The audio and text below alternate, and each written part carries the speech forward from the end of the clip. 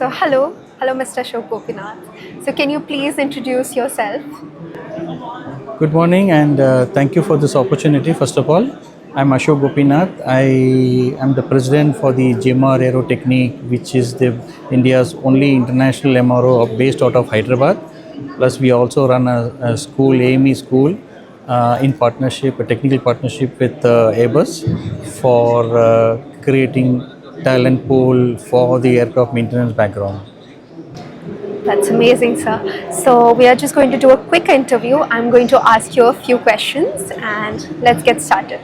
So, sir, what do you see as the most critical logistics and customs bottleneck in the industry at the moment, which is hindering the growth of Indian MROs? So it's been around for quite some time now that MRO and the aviation market in India is growing. Now, when as the aviation ecosystem grows, the ecosystem and the associated activity also has to grow with to support the growth of the aviation in India. So one of the aspect is the MRO.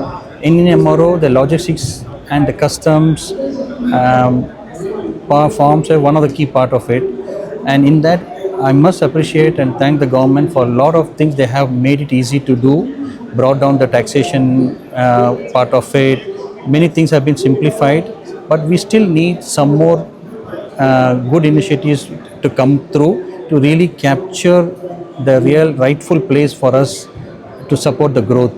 So in terms of logistics, when you say where logistics, it would be very great, nice to see if we really have a inventory located within India. Right now, what is happening is if I order something, it comes from Dubai, it comes from Singapore, it comes from Germany, it comes from US.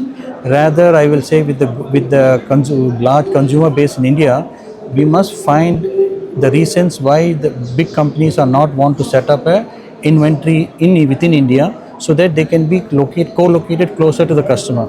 So that is something which will really add a lot of value and in terms of money and time for the customer. Apart from that, there are certain variations in custom application which is still being worked out, but I'm sure government is working on that, and in the going forward some of these things will definitely find as smooth as it should be like anywhere else in Middle East or Southeast Asia what we experience. Definitely. So, just following up on that question, India has seen such major growth in the aviation industry, and aviation growth relates to more demand in MRO and more inventories and more components and just more outlets and factories in general, but as well as technicians. So, we are having an AME technician shortage at the moment. So, how severe do you think this shortage is in terms of licensing, training, and certification? It's quite a lengthy process. So, severe do you think this process is? Yeah, it is a good question. I must say that actually with the growth that is happening in India in the aviation sector, there is a dearth for qualified technical people in the market. What we at the same time, having said that, we are also a big country with 1.4 billion population, where we have enough in terms of people. We have English speaking population, young, educated, college degree or diploma people are available. What is not readily available is the ready to employ. So that's the shortfall that we have today, and to address that kind of an issue is what we as from GMR has set up a school so that and it's keeping as a center of excellence. We have a technical collaboration with Airbus to bring in the global standard of teaching methodology, including in terms of the hands-on experience that we can give. So it's co-located to our MRO. So the idea was that these students can gain valuable experience and knowledge in the school for 2 years, and then come to our MRO and gain hands-on experience. So by the time when they finish their training, they are ready to employ. So that is a gap that we see today. We are trying to fill it up, and that is what India should be looking for. And I hear and I see that more such schools are coming up. I'm happy to see that. So in due course of time, we will be able to overcome this problem of not having readily employable people. People are available, but they are not readily employable. they need to be scaled up. We need to work with them for more than a year before they can be left independently to work on. So I'm sure we have the right ingredients. It just be mixed into a correct proportion and made and served, and we will achieve that very soon. Just need to cure. Exactly, exactly. So, could you elaborate on GMR Aero Technic's upcoming facility? Oh yeah. So our current facility, we are basically a base maintenance of player. That's our primary business that we have, and we do all narrow body segment today, both the 737 family, ATR, Q400, and Airbus 320 family.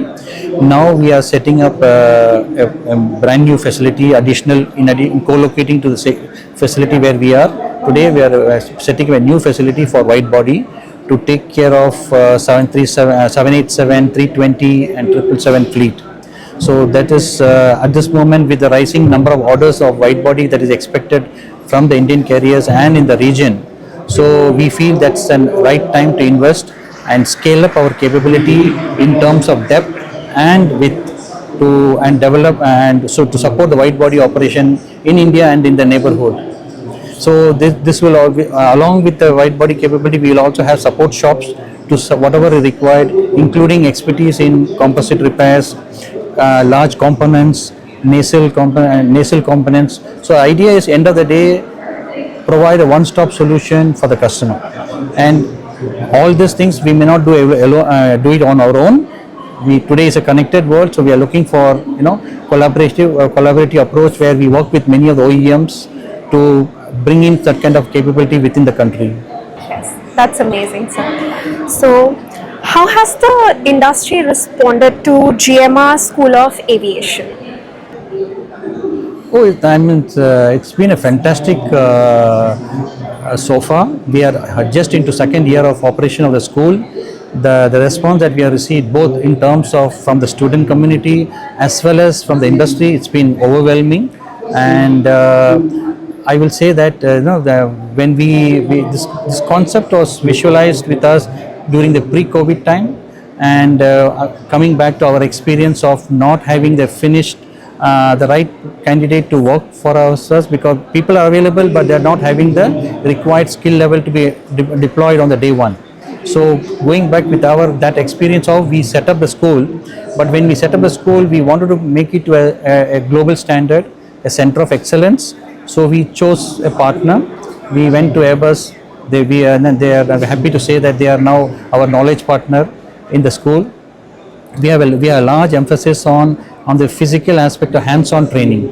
So it's received and it's got EASA accreditation for Part 107 basic training. We have DGC approval for 1% for the basic training. Now we have got type training approval from both EASA and DGCA. Now we are developing lot more ancillary trainings to support the industries other than in areas like planning, where composite repairs, sheet metal repairs. So these are the large gaps which are currently lacking. These students go out to study out of India. Now we provide a facility for them to do it within the country. I think that's a significant step forward for development, for skill development in India, and I must appreciate you for that. So lastly, from a leadership perspective, what do you see in the next 5 years for GMR Aero Technic and the MRO industry in India? So when our facility has been there since 2011, and our vision has been that we want to be a lead MRO in this part of the world and Asia Pacific region, and we have worked towards that.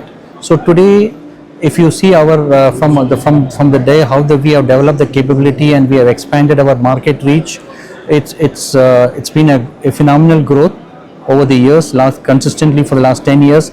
Now we are going into the next phase of just generation of expansion, as I just mentioned to you, adding wide body capability, including our area of marketing. Like earlier, our marketing was focused on within 5 hours of flying distance from Hyderabad. Now we are expanded that and doubled it. So that means we are actually reaching our reach is now going to Eastern Europe, Central Asia and Africa, and we see a good response of customers coming from Africa, from Central Asia. So we in the days to come, yes, we want to be one of the global MROs, big on par with some of the big people, big MROs in the in the world, and we will be there in another 5 to 6 years time.